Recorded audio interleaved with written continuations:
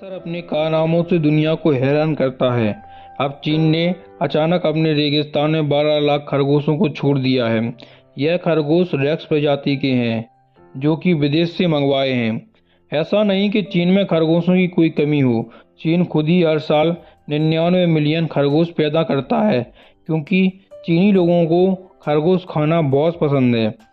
अगर चीन के रेगिस्तान की बात करें तो चीन का 20% हिस्सा रेगिस्तान है।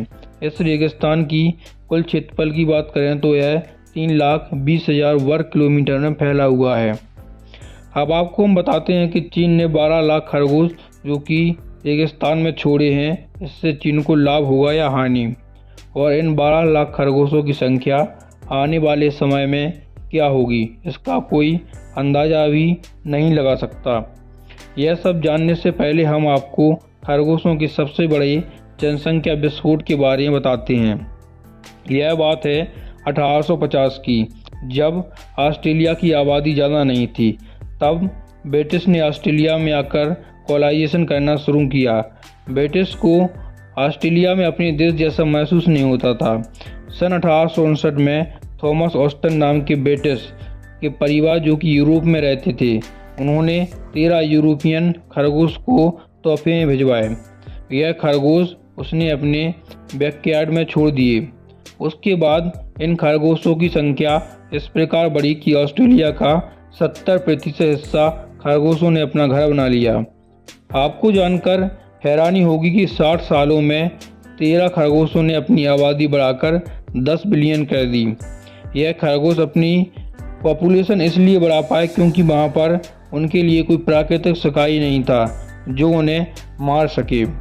हालात इतने खराब हो गए कि पूरा ऑस्ट्रेलिया महाद्वीप की फसलों को नष्ट कर दिया, और यह खरगोश धीरे धीरे रिहायशी इलाकों में भी घुसने लगे।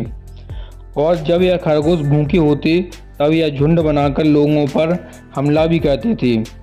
ऑस्ट्रेलिया में खरगोशों की संख्या निरंतर बढ़ती जा रही थी, और कुछ विशेषज्ञों का मानना था कि यह संख्या इसी प्रकार निरंतर बढ़ती गई तो जल्द ही ऑस्ट्रेलिया महाद्वीप को छोड़ना पड़ सकता है। खरगोशों ने वहाँ की 80% इलाके पर अपना घर बना लिए थे। फिर ऑस्ट्रेलिया की सरकार ने एक बहुत बड़ा फैसला लिया और खरगोशों में एक वायरस को इंजेक्ट कर दिया। इस वायरस का असर इस प्रकार हुआ कि जो भी वायरस की चपेट में आता और वो संक्रमित हो जाता।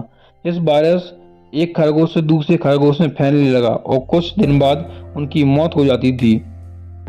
धीरे धीरे इस खरगोश ने इस वायरस के प्रति अपनी इम्यूनिटी को बिल्ड कर लिया, और फिर इस वायरस का उनके शरीर पर कोई प्रभाव नहीं पड़ रहा था, और ऑस्ट्रेलिया में खरगोश की संख्या फिर से निरंतर बढ़ने लगी।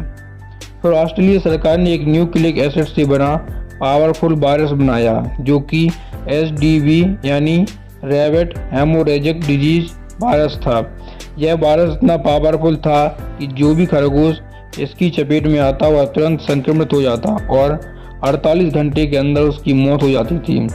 सन 1996 आते आते ऑस्ट्रेलिया में 96% खरगोशों की मौत हो गई, और ऑस्ट्रेलिया में करीब 200 मिलियन रैकेट बचे हैं, जिनको नियंत्रण रखने के लिए कुछ ही जंगलों में रखा गया है। अब आपको हम बताते हैं कि चीन ने अपने रेगिस्तानी इलाके में 12 लाख खरगोश क्यों छोड़े। यह जानने के लिए हमें चीन के इतिहास में जाना होगा। यह बात है 1950 की, जब चीन के शासक माओ जेडोंग ने एक कैंपेन की शुरुआत की थी। इस कैंपेन के अनुसार वह सारी चीज़ें जो फसलों को नुकसान पहुंचाती हैं उनको नष्ट किया जाए। इसमें सबसे पहले जो स्पैरो यानी गौरैया चिड़िया होती है उसको चुना गया। यह चिड़िया जहाँ भी दिखाई देती थी उसको मार दिया जाता था। खेत के पास, घर पर, छत पर, जहाँ कहीं भी यह चिड़िया दिखाई देती उसको गोली मारकर मार दिया जाता था, या उन्हें शोर करके भगा दिया जाता था। आपको जानकर हैरानी होगी कि सरकार उन लोगों को इंसेंटिव भी देती थी जो सबसे ज़्यादा चिड़िया मारता था। अब ऐसा इसलिए क्योंकि चीन के तानाशाह को लगता था कि यह चिड़िया उनके 1 से 2% फसल खा जाती है, लेकिन वह यह बात को भूल गए कि वह चिड़िया फसल के साथ साथ हानिकारक कीड़े मकोड़े भी खाती है, जो फसल को नष्ट होने से बचाते हैं। यानी यह चिड़िया एक तरह से चीनी लोगों के खेत की रक्षा भी करती है।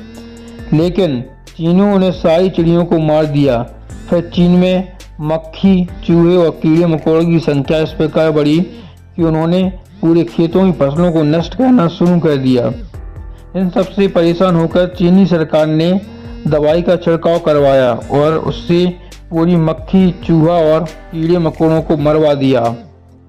इसके बाद चीन पर बहुत बड़ा विपरीत प्रभाव पड़ा। इसकी वजह से चीन में भुखमरी फैलने लगी और लोगों की जान चली गई और कई जंगल सूखकर रेगिस्तान में बदल गए और उसका नतीजा चीन आज ही भुगत रहा है। आपको बता दें कि 30 साल पहले चीन का रेगिस्तान 1.7 मिलियन स्क्वायर फीट था, जो देश की कुल जमीन का 9.5 मिलियन स्क्वायर किलोमीटर था और 2015 आते आते चीन का रेगिस्तान 2.62 मिलियन स्क्वायर तक पहुंच गया। इसके अलावा चीन की 44% जमीन बंजर हो गई, वह रेतीली जमीन में बदल गई, जिससे चीन में बारिश होना भी कम हो गया और ग्लोबल वार्मिंग भी अपने चरम पर पहुंच गई, जिससे वहां पर वर्षा भी कम होने लगी। इससे चीन को लगभग 63,500 करोड़ रुपए का एटॉमिक लॉस हुआ। वह चीन की अधिकतम जनसंख्या गांव को छोड़कर शहर की ओर पलायन करने लगी। इसी सब को रोकने के लिए चीन ने 3 स्टेप को फॉलो किया, जिसमें पहला था कि रेगिस्तान में पेड़ लगाए जाएं। इसके लिए चीनी सरकार ने 3 लाख एकड़ रेतीली जमीन में पेड़ पौधों को लगाना शुरू किया और दूसरा था एग्रीकल्चर को बढ़ावा देना, जिसके लिए चीन ने रेगिस्तान के पास वाले गांवों को ऐसी फसलों को उगाने के लिए प्रेरित किया जिनके लिए पानी की कम जरूरत पड़ती थी। और तीसरा स्टेप था पशुपालन, जो कि चीन के वैज्ञानिकों ने रिसर्च किया कि कौन सा जानवर छोड़ा जाए जो एक नए इकोसिस्टम में पनप सके और अपनी संख्या को बढ़ा सके। उसके लिए किसानों को आमदनी भी हो सके। इसके लिए चीन ने वैज्ञानिकों ने रेक्स प्रजाति के खरगोश को चुना, क्योंकि चीनी लोगों को खरगोश खाना बहुत पसंद है, जिसको पालने वाले किसानों ने बेचकर कुछ पैसा भी कमा सकते हैं। क्योंकि रेक्स प्रजाति की मादा खरगोश एक वर्ष में 40 बच्चों को जन्म दे सकती थी। क्योंकि यह खरगोश जमीन में गड्ढा करके रहना पसंद करते हैं और यह पेड़ पौधे की जड़ों को तराशते हैं और जड़ों को खाना पसंद करते हैं। इसके लिए नए पेड़ पौधों के बीज गिरते हैं और उनको उगाने में आसानी होती है। इसके लिए सबसे पहले 100 किलोमीटर की जगह इनके लिए फाइनल की गई थी।